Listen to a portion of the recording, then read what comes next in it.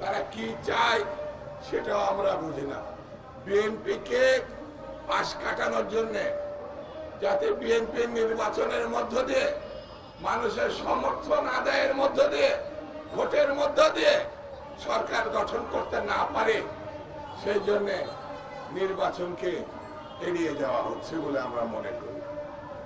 আমরা মনে করি বাংলাদেশে যে এখন অবস্থা দাঁড় করানো হয়েছে, তাতে ষড়যন্ত্রকারীরা যারা গণতন্ত্র গত 15-16 বছর ধরে ধ্বংস করেছে, নিশ্চিহ্ন করেছে, তাদেরকে কোনো না কোনো ভাবে রক্ষা করা হচ্ছে, কোনো না কোনো ভাবে ষড়যন্ত্র করার সুযোগ দেওয়া হচ্ছে।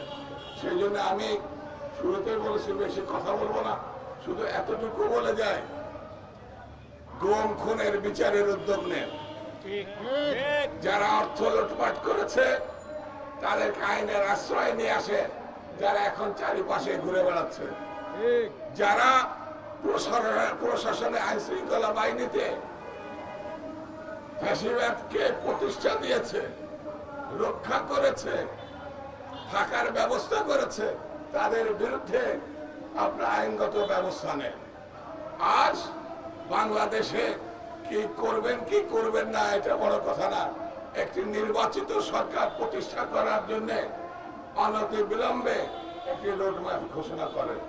কবে নির্বাচন হবে, কোন মাসে হবে, কোন সনে হবে, আপনারা একবার ডিসেম্বর একবার জুন এই ফাজলামি বাদ দেন, এইগুলোর জন্য আমরা তৈরি না।